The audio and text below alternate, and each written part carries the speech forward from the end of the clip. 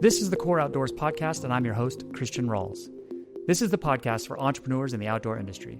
Whether you're a startup or a seasoned veteran, this show's mission is to deliver actionable insights and new perspectives from entrepreneurs working within the industry.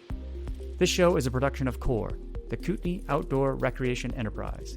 Core is based in the Kootenay region of British Columbia and is a nonprofit, grassroots organization dedicated to makers and creators in the outdoor industry.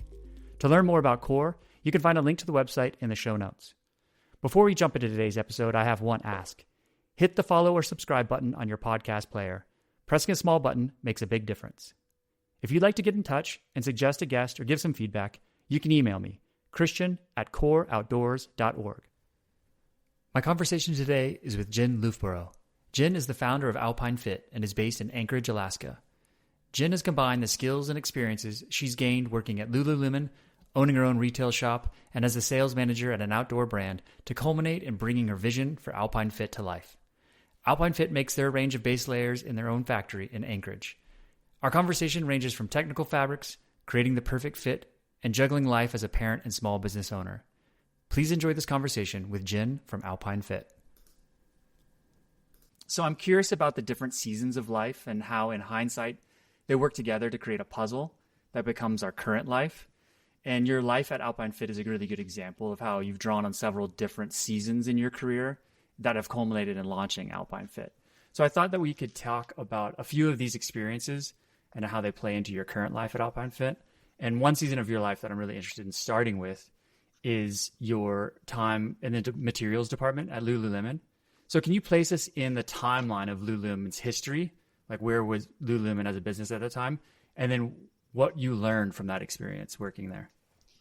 Okay, so Lululemon, as you know it now, is a much bigger, gigantic corporation than it was at the time that I worked there. So we're talking circa 2007, 8, 9 kind of time. So it's during the time that they went public. So you kind of had this grassroots movement. They had started taking an equity investment, but they weren't this publicly traded gigantic company. It's also when they launched e-commerce. So you're talking brick and mortar retail stores is the main way that they're selling products and things like that. So that's timeline. What was the other facet of your question? Well, I'm just curious about what it's like. Like, what did you take away from your experiences? Like, what were you doing there? Yes. Because it seems like there are things that you picked up from that time that you've really carried forward into Alpine Fit. Absolutely. So it doesn't have to be the specifics of what you learned that you applied to Alpine Fit, but I'm just really curious because that seems like a really important piece of your puzzle. Yeah. I was an undergrad student at University of British Columbia in Vancouver, and I needed a job to do evenings and weekends. So Lululemon was this huge, massive cultural movement in Vancouver at the time. And I lived downtown Vancouver and I could walk to Robson Street, their flagship store. So I applied to be an educator there and kind of had my eye opened to how fun it can be to be fully immersed in a company that cares a lot about technical design of products and fabrics. So I kind of soaked up all of the fabric knowledge that I could and product knowledge. And the next thing you knew, I was training all the incoming staff on product knowledge. This is also when Lululemon was getting ready to go public, or at least growing with equity investment. And they were hiring executives from all of the big apparel companies from across the world. So Solomon, Nike, you name it, they were bringing in new C-suite and operating level executive staff. And they would send them to the Robson Street store to be trained on in-store experience.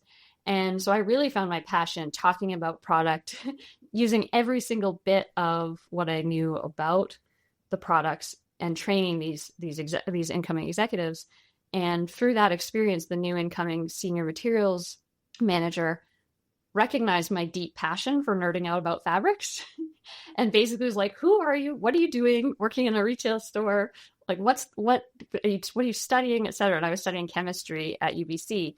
And so when I graduated, sort of coincided around the time of that. And she was like, you have to come and interview for this materials development position at the head office. And at that time, it was every Lululemon's store employee's dream to work at the store support center. Like everyone wanted that foot in the door to work in the office and have a way to like climb their like a million rung little hierarchy of steps in there. And, you know, you're in your early 20s. That's like a dream come true to be interviewed for the head office. So I went in there, and at that time, I literally didn't even know the difference between a knit and a woven. Like, I was talking so passionately about these fabrics and products in the store. And in the interview, my then future boss slapped 2 swatches of fabric on the table and was like, which one's a knit? Which one's a woven? And I was like, I don't know, but I can learn. So they hired me with my passion and my keenness to my can-do attitude or whatever it was, and actually so fortunately sent me to have some textiles education. So my job was materials developer. I delightfully was able to have textiles fundamentals education during my time at Lululemon and travel overseas and be the liaison between like the sourcing department and the design department to get the new technical fabrics that, you know, the newly born and expanding run line and all these other categories of products that they were working on at the time. I was right in the intersection of what's designed for the future need, what are the fabric mills that we have that we work with, what new fabric mills can we have that we work with. And I was like the communicator and in all those meetings with the fabric. So it was like dream first job right out of school. And absolutely like just got me hook, line, and sinker on technical fabrics, fiber properties, their applications for the functional characteristics you want in outdoor gear or athletic gear or whatever it may be. And it's absolutely one of the biggest building blocks for me to have a career in this industry and to inform what I would choose to do later, which is now with Alpine Fit and having anti-odor fabrics, whether that's, you know, permanent technologies in synthetics or natural anti-odor fabrics like merino wool. It all came from that very awesome and fortuitous set of circumstances that happened at the end of my undergrad back then. That's great. Way to jam your foot in the door. Yeah. I mean, I literally did. I was late for my first job interview at Lululemon to be a store educator. I like sprinted down one of the downtown streets from my apartment to the store. And it was like, they were at 7 a.m. and they were group interviews. And it was like 7:02. And I got there and like literally like stuck my foot in the door. I was like, please let me in. I really want to work here. And they were like, I guess like you're late for your interview. Well, you've definitely made up for it. It's a good job. So. I guess.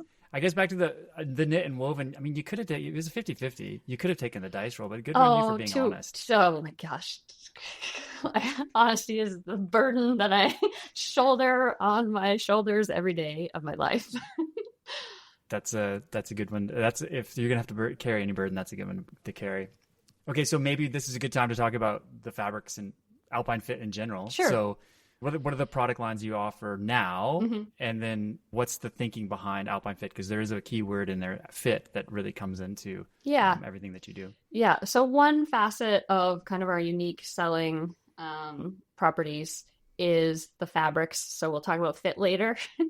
But I really, really wanted to have the one ultimate base layer shirt that is your go-to, your ride or die, whatever you want to call it, that it's born out of long backcountry adventures and sitting there thinking about what's the fabric I want on my body? What do I need it to do? I have limited space. I'm concerned about weight. I'm going to be gone for 2 or 3 weeks. What is that one ultimate base layer? So I had different ideas of different fibers to include in this product. But basically, the first and flagship product that's still in the collection is based off of a recycled poly synthetic non-wool base layer, suitable for year-round use. And there is silver in the fiber level of the fabric, not a chemical silver that is washed in that will wash out. It is permanently in the fabric, therefore will last for no maximum number of washes. Like, it's there. And it is human wear test. I mean, like we did our own wear test trials of it, but it's also lab tested that it is antimicrobial, antibacterial, and does not allow the odor causing bacteria to reproduce on the fabric. So it reduces laundering. There's a hygiene component to it.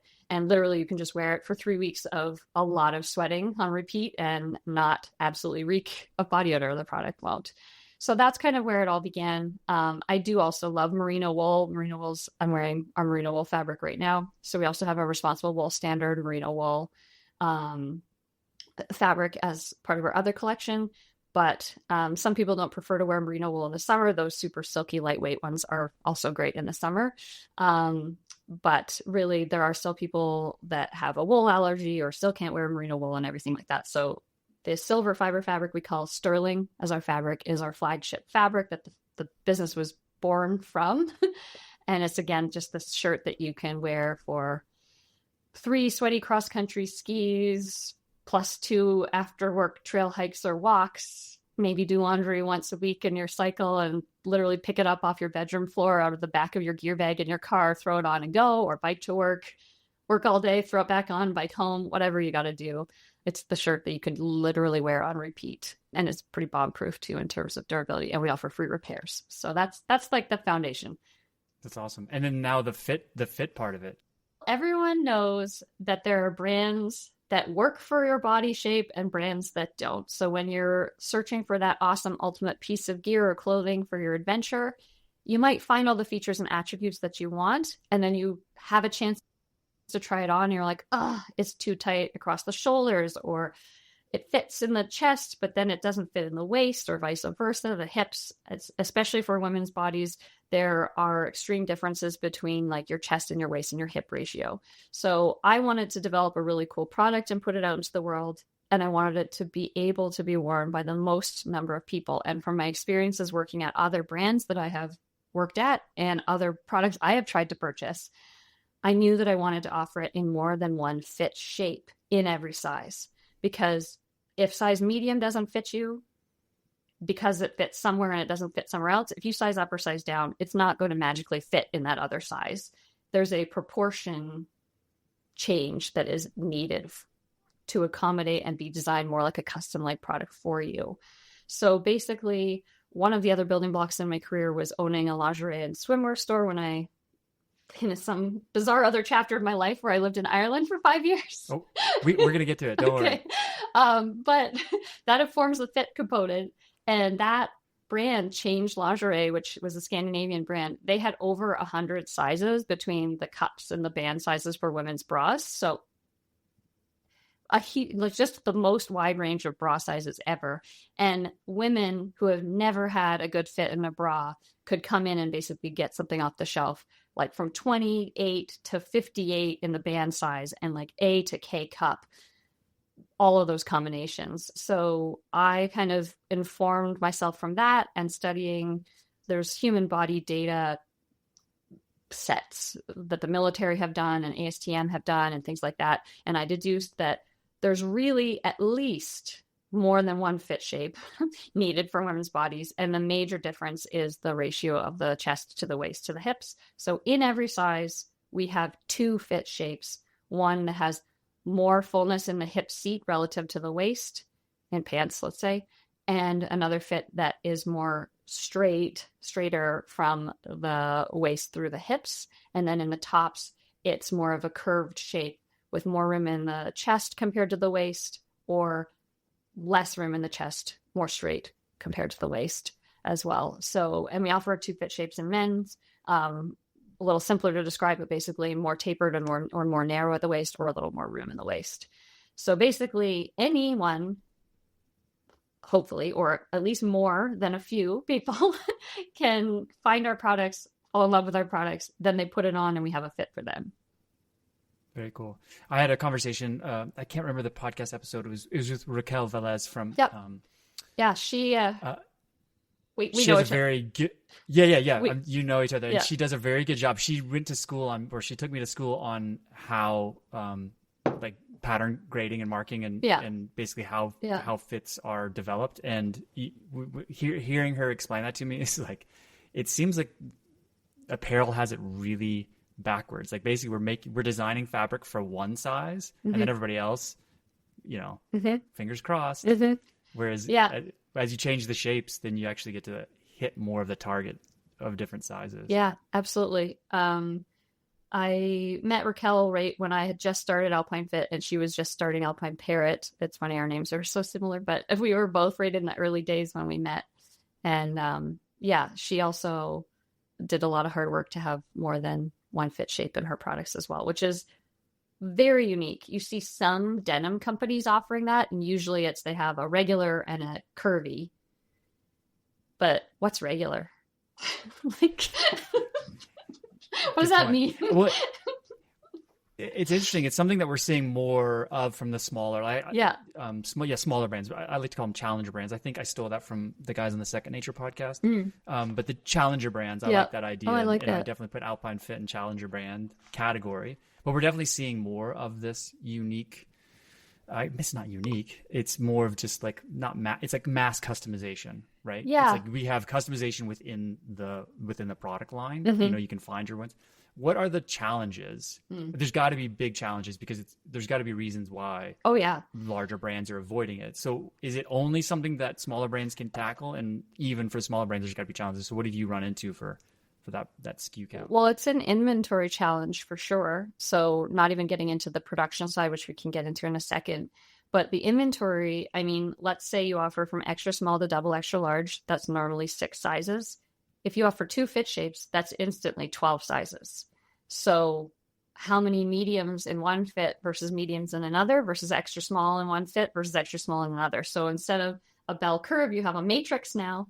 And you've got to figure out what your ratios are. So just even how much of what sizes and fit combinations to make is one thing. Educating a customer is another thing. It's actually easier for them to be like, well, I'm usually a large in most outdoor brands. So now I have 2 fit choices.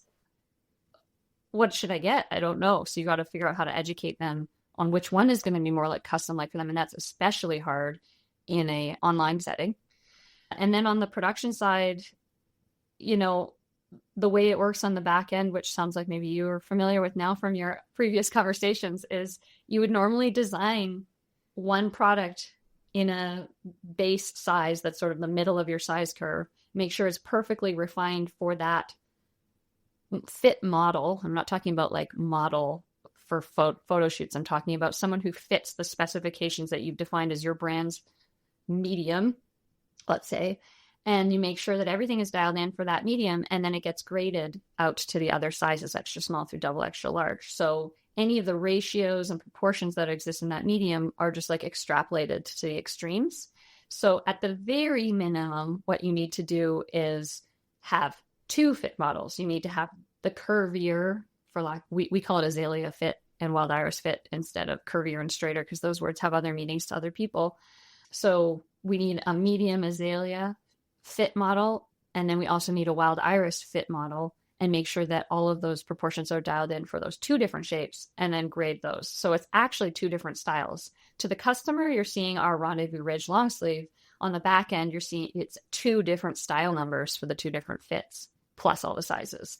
So we have our own manufacturing, but when you look into manufacturing with, cut and sew contractors and things like that, their minimums are usually based per style number. So all of a sudden, instead of having, in a small factory, 300 piece, well, some factories might even do 100 pieces, but let's say it's 300 or 500 for a nice round number, 500 piece minimum on a style. Now you're talking, it's 1,000 minimum, because you're technically making 2 styles. So the big companies kind of have a better opportunity to do something like this because they're working in the thousands or tens of thousands, and their factories can work with those things. But when you're manufacturing overseas, or, at a bigger factory, whether it's China, Vietnam, or Sri Lanka, Bangladesh, all these other ones, different countries, different factories have multi-thousands of minimums, and you get better pricing the more you order of the exact same thing. So on one hand, it's easier because we have our own facility and we can dictate our own minimums, but there's a cost that we're definitely paying to be able to do that. And our stuff is expensive. That's part of why it's expensive, is that we're making many different options. We aren't making it to order per se, but we are making something that should be custom like fit with multiple options. And we offer free hemming and things like that. So yeah, that's pretty much the end-to-end challenges. There's a lot of challenges. I have a lot of questions. Like there's a lot of different entry points to this that I want to try on. But the first one that we haven't even talked about yet is that you make everything in your own factory, which is a challenge we haven't even talked about yet. So when you started Alpine Fit, did you start it sewing in-house? Was like the very first product sewn in-house, and was that part of the mission? It was like, I want to do this. Oh, it's an accidental thing that happened. It's totally accident. I again had that building block of Lululemon and knew that they had like a lab where they could design and rapid product develop and test fabrics and things like that. So I came out guns blazing, even though I'm this tiny independently owned business in Anchorage, Alaska. And I was like, I need to have my own little studio so that I can really nail these fits and make sure that the fabrics and the samples are the way I want them. So I had found like a refurbished industrial flat lock machine, and had it shipped up here from a supplier in Texas by boat. And then realized quickly that I needed to rent a small little warehouse space for that, because I lived in a tiny split level house and there's no way we're getting a 350-pound machine in my little spare bedroom. Yeah. So I rented this like little windowless shoebox of a space that was like 12 by 20 with a garage door, and had it delivered there. And then I had like the workings of this little like lab workshop studio for myself. And I did do the product development rapidly. Nothing is rapid when you're wearing all the hats, but I digress here. Okay, it was an accident. I got equipment because I wanted to be able to make prototypes, because I'm scientific in nature. I wanted to make something truly unique and cool. I had the geographic issues of not being close to any industry, no factories here. I'd have to fly to LA or New York or Seattle at least to have any hands-on time with a factory with equipment and refine things. So it was like a goal to be able to make prototypes here. And I originally started by pursuing contractors, and we have worked with contractors in the past. Not everything that Alpine Fit has ever made has all been made in Anchorage, Alaska, but for the better part of it, it has. And basically what happened is I had a viable product, which was our first version of our women's long sleeve shirt. We had a giant earthquake in Anchorage that we were all fine from, but it made this holiday event date get shifted, and I was on a wait list to have this little pop-up at a holiday market, like an artist market in Anchorage. And then my number came up to be able to have a booth, and it was like, well, I've been making these prototypes. I have a date where I could sell some stuff. I probably should start seeing revenue come in. So we just I had one person that was helping me out, and we just cranked and made like a size run of shirts and a size run of neck gaiters and went to this event. And people bought stuff. I sold $3,000 or maybe it was $2,000 worth of stuff in this weekend with the stuff that we had made in my little studio. And it was like, we're making outdoor gear in Alaska. And that's kind of how it happened. You can do it. Yeah. No turning back. Oh, man. It's been a challenge, but. And just to put us kind of in the timeline, today, now, I assume you're outside of the 12 by 20. Yep. You're not in the shoebox anymore. Yeah, we're in How many people how many machines do you have working right now? Like, how many people do you have working with you? Well, machines and people are two very different numbers, because we have the machines all set up to do individual operations so that we can have less people time to tune them up. So Sure. Heading into the holidays, we kind of had our most number of people. So we had a total team, including me, of 5. One person kind of works seasonally for us and has gone on to like a chapter where they're not in Anchorage anymore. And one person has decided to like be in a different chapter of their life. So our team is, in the last 2 weeks, a tiny bit smaller, 3, Yeah. but Cool. that's new as of really recently, and we'll figure that out. So small, very small. And everybody's cutting and sewing. I know everybody's not cutting, but everybody's on the machines. Everyone, yes. Whether it's some aspect of production, yes. So that's cool. that leaves all of the other tasks of business operations to you. Right. We'll get to that. I have questions about that for sure. Going back to the fabric, I'm going to jump. Yeah. I think the theme for this conversation is we're going to be bouncing around a lot of different places. I'm curious about I was just going to say, everything is tied together. It's a web. Oh, for sure.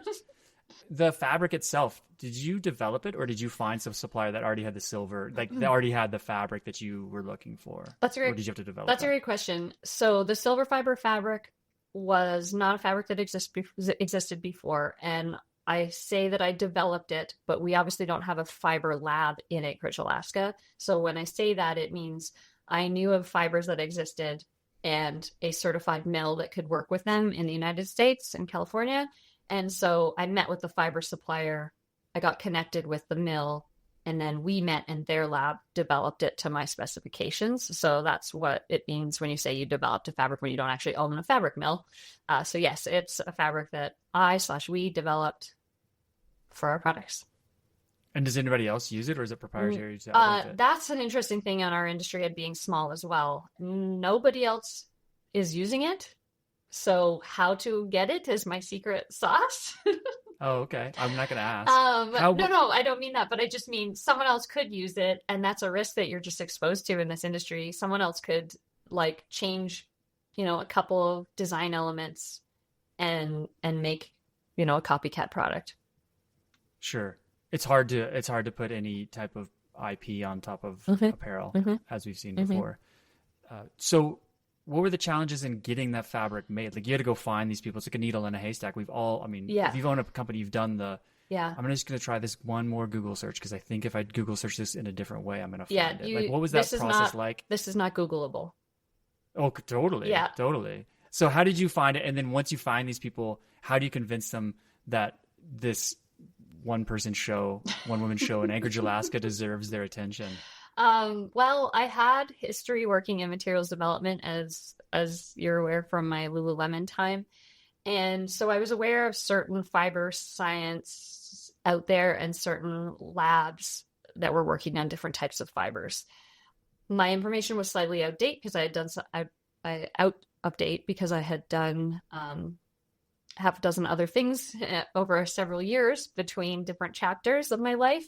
But basically, I just had this fiber that I had been thinking about on my backcountry adventures and had retained the name of that fiber supplier for all of these years. So it was fairly easy to look up a company name. And then I just had to literally cold outreach to them. And I wrote something like, "Hi, I'm Jen. I don't know who's going to read this. I don't know if you were there when I used to work at Lululemon several years ago, more than 5 years ago at that point. I am starting a brand. I want it to be built around your fiber as our flagship product. Basically, please take me seriously. Tell me what I need to do to be connected with you and figure out how to bring your fiber into the product that I want to develop."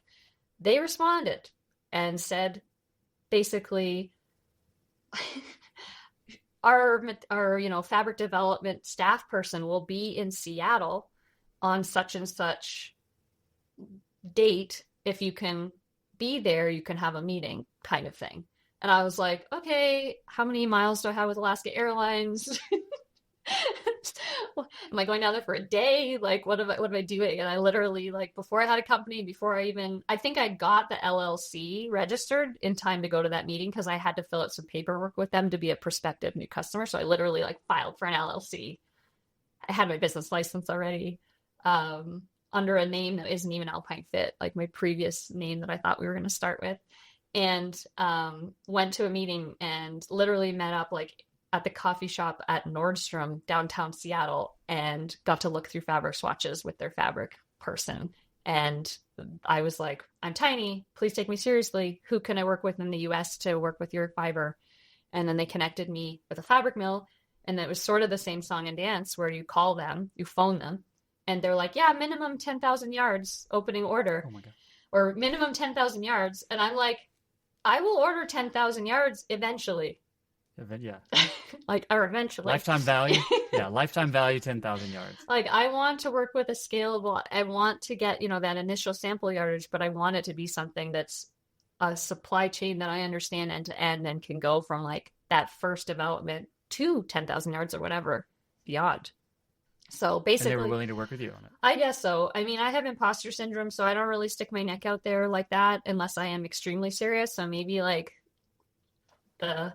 they just saw it, or the history, or they needed a new customer. I really don't know. No, you have a track record for this, right? You stuck your foot in the door at Lululemon, and then you were brutally honest with your second Lululemon job interview. So maybe you're just really good at convincing people that they should work with you. Yeah. Well, I'm not convinced until I've convinced myself. So like maybe that hurdle I overcome is just like, oh, like this is not happening. We're doing this. Yeah, good for you. And so, are you still working with that mill? Yep. I mean, so it worked out. Oh for yeah, everybody. it worked out for everybody. Yep. I Very have good. ordered more than 10,000 yards.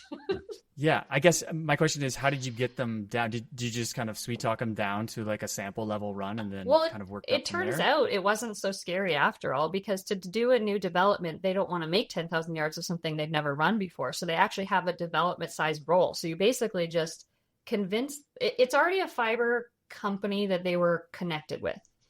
They were already certified to work with that. And that's where the fiber supplier was the first touch point, because they could have referred me anywhere, but if they didn't already have familiarity and supply chain stuff on the back end with them, then that would have been a whole other hurdle they mightn't have overcome. So that was sort of all ready to go. And then they had a minimum order for making a first roll and a fee. And it was like, okay, well, what's the fee? And it was not terrifying, especially when you're talking about starting a business. You expect to spend some money on your research and development.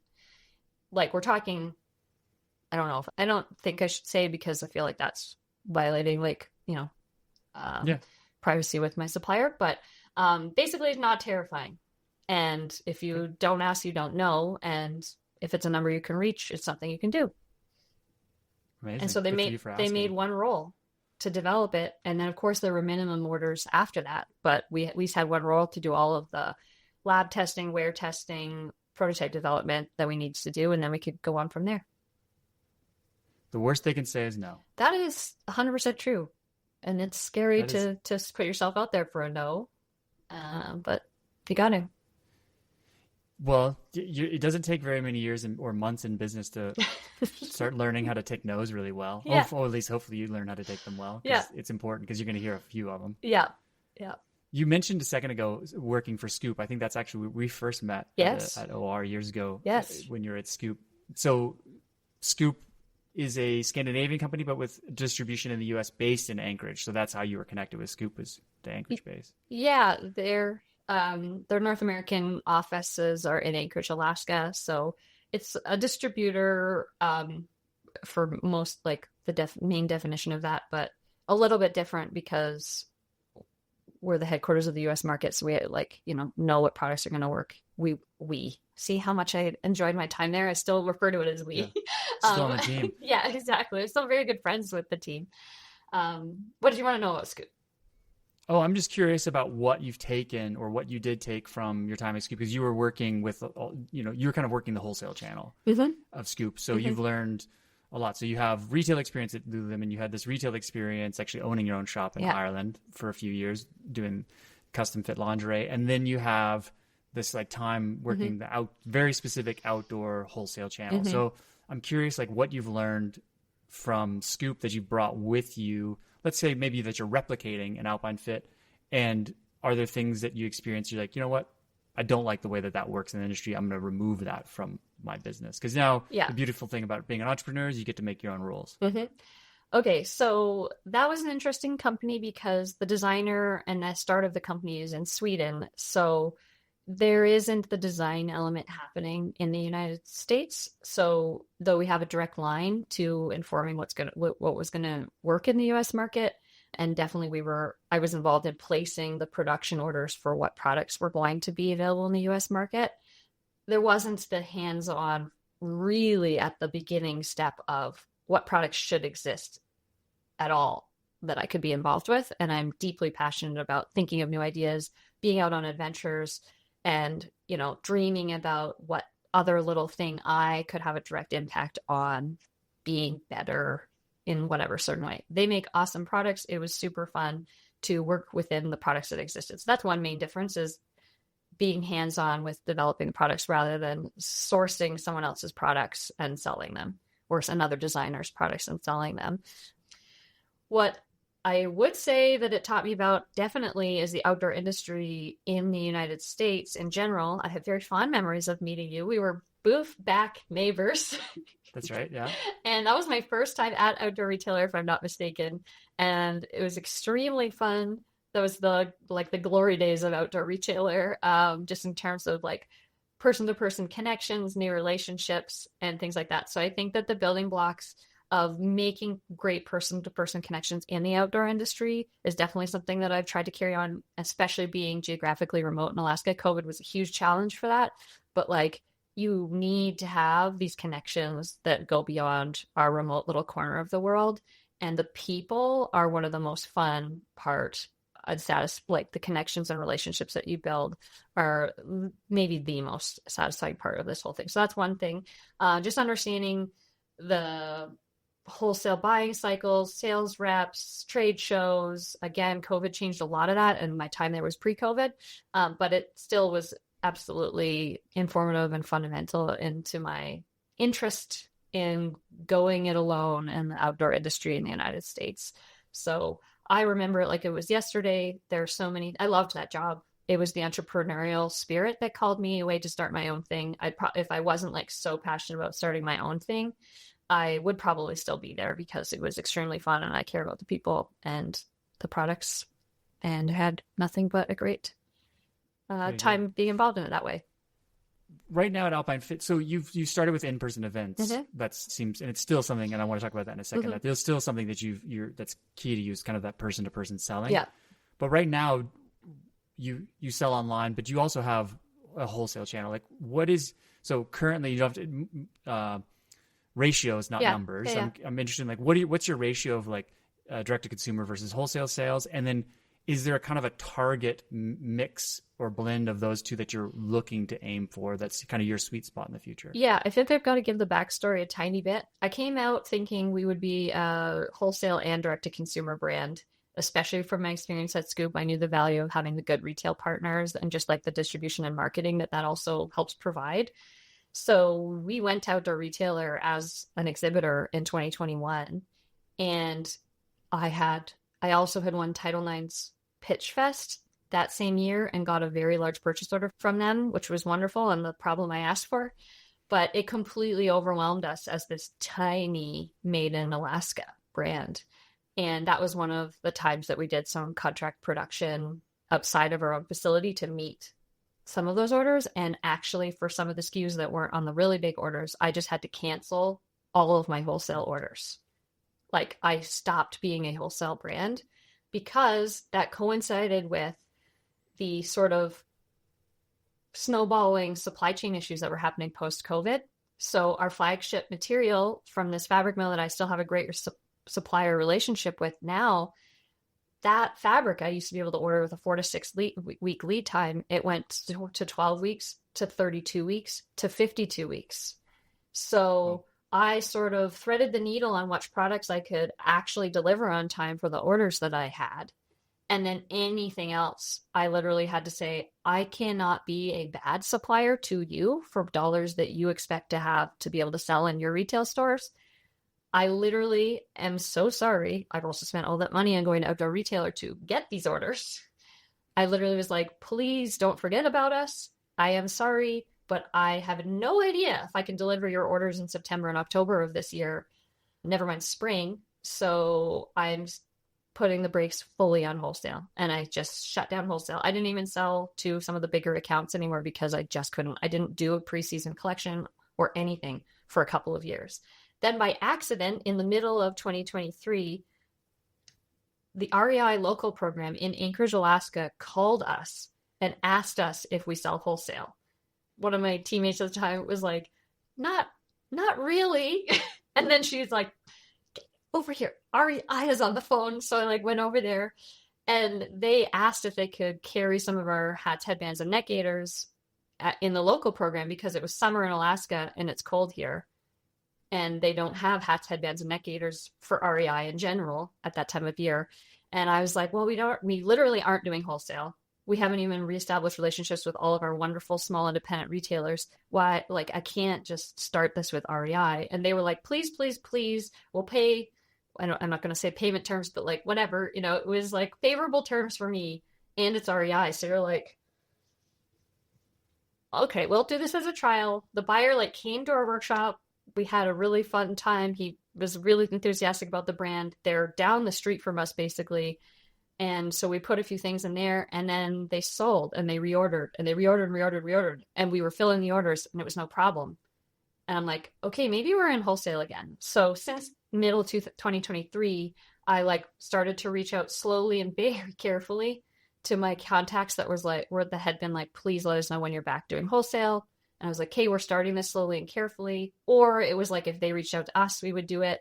But I was very careful and I didn't have the cycle to do preseason. So by accident, in 2023, wholesale ended up being 25% of our business. So it was 25% wholesale, 25% e-commerce, 25% our little retail store, because we opened a little retail store in Anchorage and we had already been selling at our like factory studio workshop. And then 25% our long list of pop-up events that we do. So all of a sudden, wholesale was 25% of our business just by like accidentally turning it back on in middle of 2023. So then 2024, I still wasn't back on the pre-ordering cycle. So all of our wholesale, I haven't run the exact numbers at the end of the year, but I think it'll end up being about 30% is wholesale from 2024. And again, kind of just organically. And then now for 2025, gosh, what year are we in? You work so many different years. Like, wait. We're in the first week of 2025. Thank you. We developed a collection, have one sales rep now in the Pacific Northwest, and hit the trade show cycles that happen in the Western Sports Rep Association shows and the Pacific Northwest. We hit those in time for November and December shows, and we're just coming up on our fall 25 deadline. So we are deliberately seeking wholesale orders for fall 2025. So the first part of 2025 will all be like at once ATS, whatever, because we didn't have a spring 25 collection properly. Like we sort of were almost there with the collection in time to hit some of those June shows, but not really. And then, so I don't know what 25 will have in store, but I am thinking that it will be maybe 40% of the business this year. Oh, great. So you're actively back into like, okay, let's have a preseason order system. Let's grow wholesale. I developed the collection. We made the samples. We were at the shows. We're doing it again. I think that it's an essential, again, the person-to-person relationships being so important to me and the fit options that we have and how important it is to still try on clothes in real life in person. And the way some people discover, I know that there's great success from accidentally discovering our products in person and purchasing them. Our in-person events are exhausting, but I also love them. And you see what people see when they touch and feel our fabrics or try on our lightweight hats and neck gaiters and base. Like we will sell, one of our best-selling items will be our bushwhacking legging, which is our most expensive item. At an in-person event, pop-up tent, like in the wind, we will sell, half a dozen or a dozen pair of $179 leggings. That's not a lot. We sell a lot of other stuff in those events too. But you're like, okay, people are willing to buy this expensive hiking legging product at a artist market in the wind. On an impulse. Our stuff being where people shop will help get our brand out there more. Sure. Yeah, no, I think if the product fits and your margins work, then having a successful wholesale channel, those relationships that, you can really start to spread out and get it out there. Well, you also nailed on something there with the pricing. That was another problem for when we came out of the gates with our pricing. Our pricing was not correct anyway. Whether you sell direct to consumer with the extra cost that you have on the back end, or you're selling wholesale and you lose so much of the margin for the wholesale price. We had to fix our pricing to be correct to have these products exist, whether or not we were selling them or they were selling wholesale. So I also kind of felt like that was part of pumping the brakes on wholesale back when I canceled the orders in 2022 was I need to reprice these correctly. And in quotes means I didn't make up the prices. I scientifically priced these things with really careful studies on the actual cost of the materials and the labor, et cetera. And then I wanted to put the products out into the world and see if people would actually buy them at those prices. Like our bushwhacking leggings are very expensive. Our base layers with the silver are very expensive. I wish that they weren't. They would be way more accessible to so many more people if they weren't, but they can't exist if they're not those prices. So before feeling confident, again, that imposter syndrome problem, before feeling confident to show those to a wholesale buyer at those prices, I wanted to prove that people actually want these products at those prices. So again, that's kind of a scientific approach. And also just like me feeling confident enough to say, yeah, they're worth this. This evidence over here shows that they are worth this. Yeah, I think that's the most valuable thing about when you do bootstrap a business and get started just selling, you know, kind of, I like to call hand-to-hand combat selling, you know, markets, events, anything you can get a booth space for that's cheap. Yeah. And then I'm meeting face-to-face, I'm getting direct feedback. I'm hearing from my customers. They're telling me what does work and what doesn't work. And then you get all that data and you get success and you get to go to the retailers and be like, we've thought through this completely. And now we have all this evidence that the last 3 years says that we're really good at this. So you should buy from us. Yeah. And we know what our best sellers are. We know which fit combo and which size sells more to help advise the inventory challenge of how many do you buy of what when you have two fits also. So it's important. Okay. Well, there are retailers that listen to this podcast, so they should be Alpine Fit. Yes, please. They better be signing up. Okay, so I want to change gears a little bit as we not close up, but we've got a little bit left. I want to chat about more of like the personal side of it's all personal. It's a small business. It's your baby that you birthed in the world. And I've heard you say that sometimes you're working so hard that you don't take the time to celebrate the wins when they come your way. So I'm interested to hear you talk about that, the kind of head down grinding through it and not celebrating the wins. But before, is there a win? I mean, the REI one sounds like one, but is there a win that comes to mind that you're like, actually, you know, that was a big deal for me and for Alpine Fit that you did or didn't celebrate, but in hindsight, you're like, yeah, that was a big one for us? I think that the most exciting new relationship of the past while has been the win with Garage Grown Gear. Lloyd Vogel, way to go. I saw you just had an episode with him. And I was just on a webinar with him yesterday. Yes. With something like that, that's something that you pursue and you know you want and it happens. And then, you know, they place that order and that's really exciting and you just go on to filling it. But if I stop in this moment and take a deep breath, that is something that I can and should celebrate every single day because that is just like a blossom that just keeps flowering. And I don't know if something that has new facets of new wins is something that you ever think to celebrate. But there have been so many new wonderful nuances to working with them. So I would say that's one that I haven't really stood in and taken a deep breath and been like, let's celebrate how awesome it is that we have this new, basically ideal partner to work with in the world. And I get it. Like it's sometimes it just feels like, okay, that's the challenge, right? Like we always joke that our task list is just a treadmill.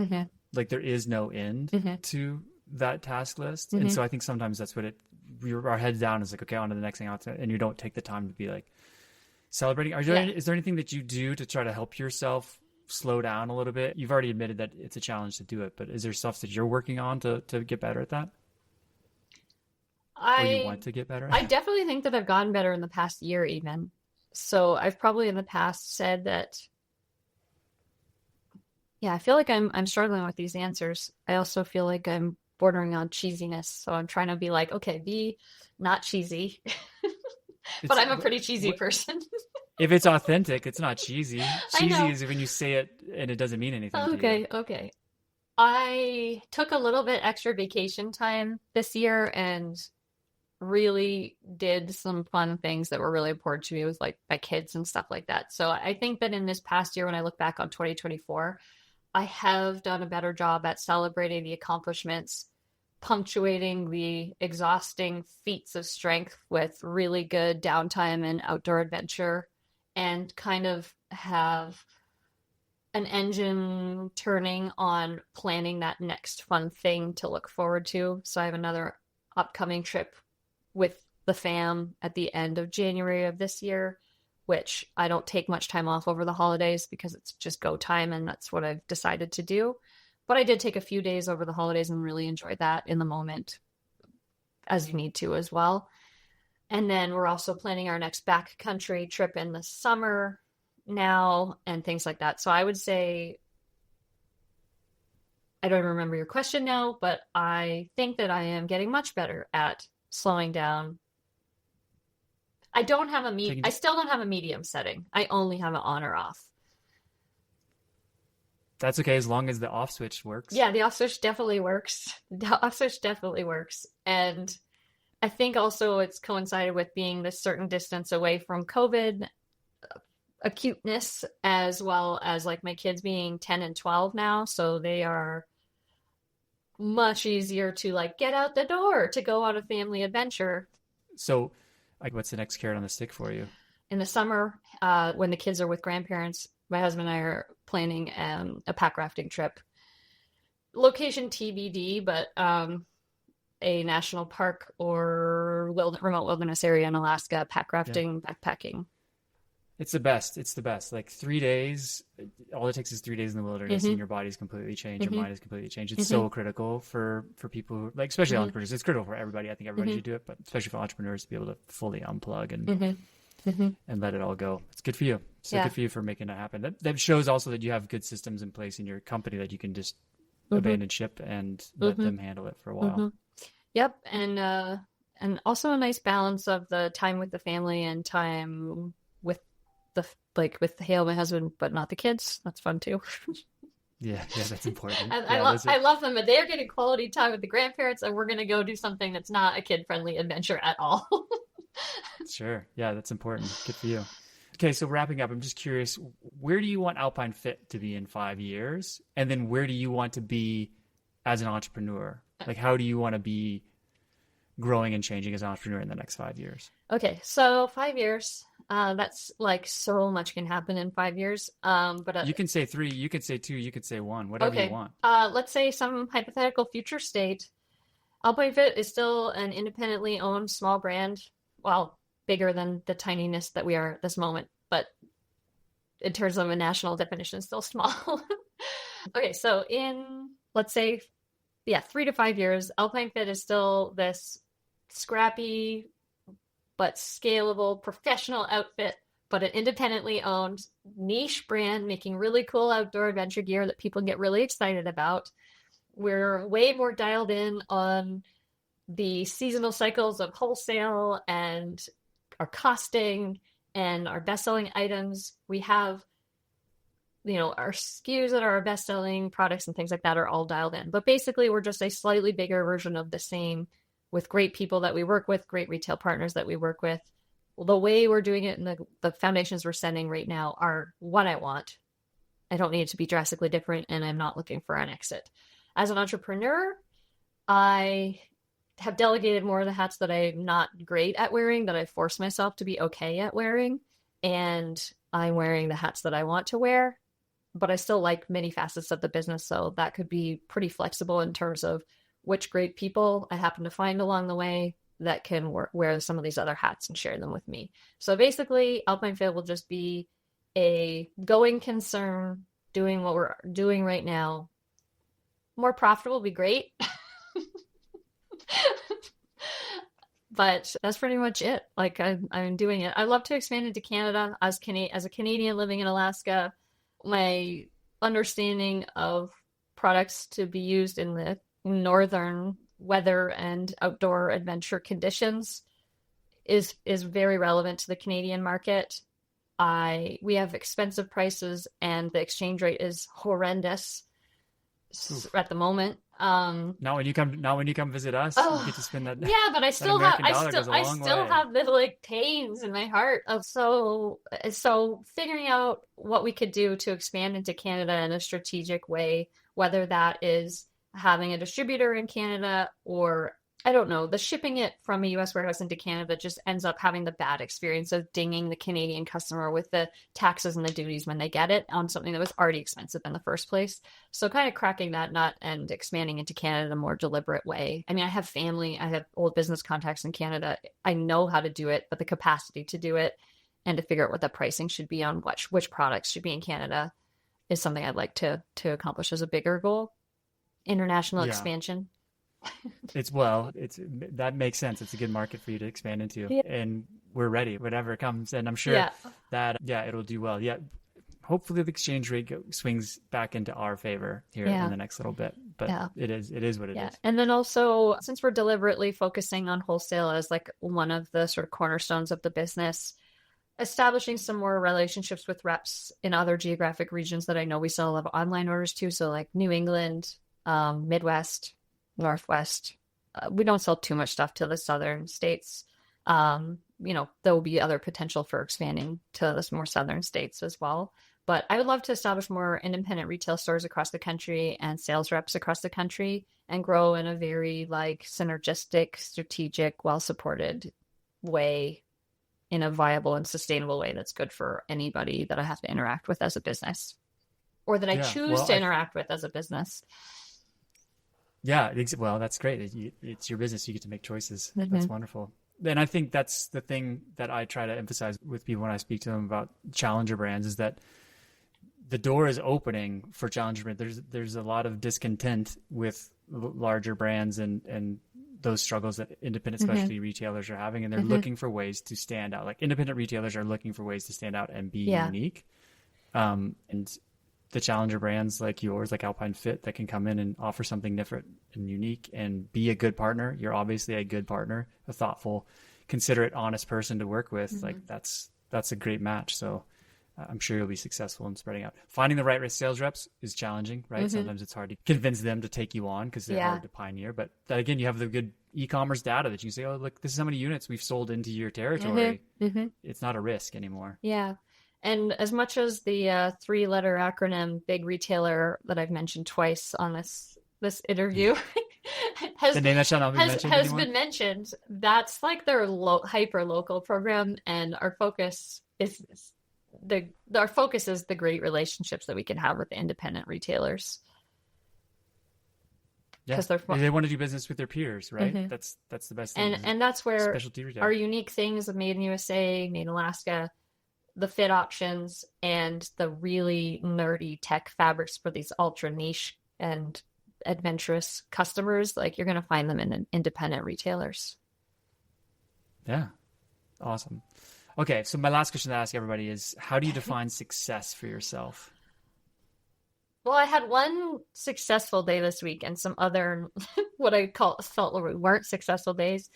And I think that it is articulating some goals or tasks or to-do lists, whatever, on whatever scale you're talking, and having measurable timelines and that are reasonable in which to then stand back and reflect and see that you did do them. So I'm a big fan of goal setting. And I do think that those goals should be more ambitious than what you're going to accomplish, the 80-20 rule or whatever.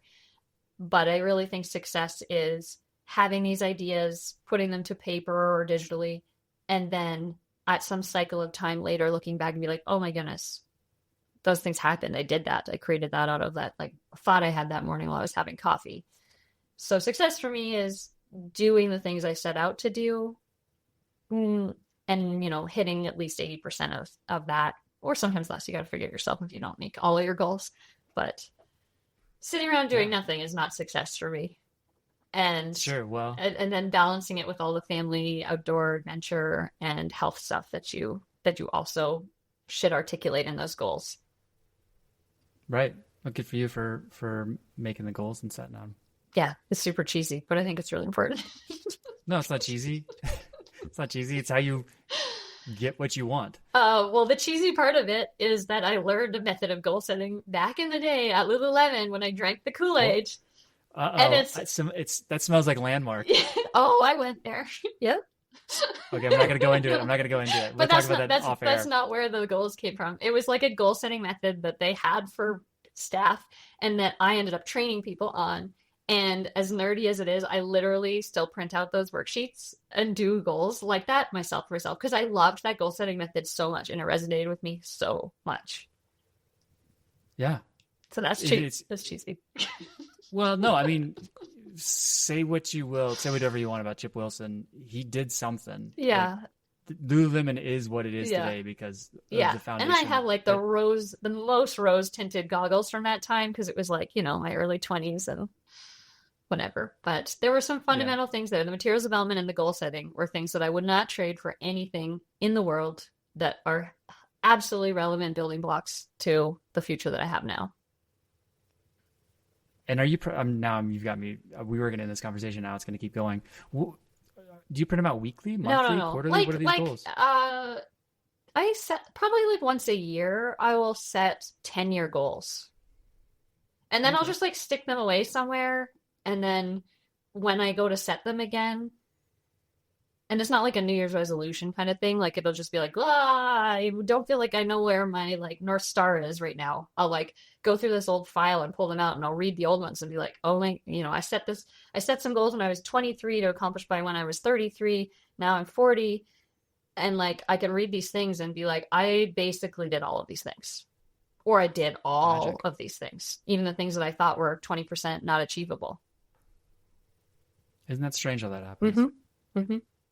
I'm not making as much money as I thought I would. I know. You got to factor in inflation. Yeah. I mean, I live in a house where I could see the mountains, and that was on there. So, like, that's we'll call that good enough. Sure. Sometimes you got to change your own definition of success. Yeah. Awesome. Well, Jan, I really appreciate it. So, where can people find more about Alpine Fit, and where do you want to send them? Alpinefit.com. On social media, Alpine Fit Co. You can email any questions to workshop@alpinefit.com. I check that email. And yeah, I would love to connect with anybody who's interested in learning more about Alpine Fit products or stores or reps that might be interested in connecting with us or that have leads for us to build our future. Perfect. So good. Thanks so much, Jen. I really appreciate you being honest and not cheesy. It was vulnerable and caring, and I appreciate that. Thank you so much. Thanks so much for listening all the way to the end of this podcast. If you enjoyed it, please share it with a friend you think may enjoy it too. You could also take a few seconds to subscribe to the podcast. Anything you do to help share the love here, we'd appreciate it. Thanks so much for following along, and we'll see you next time.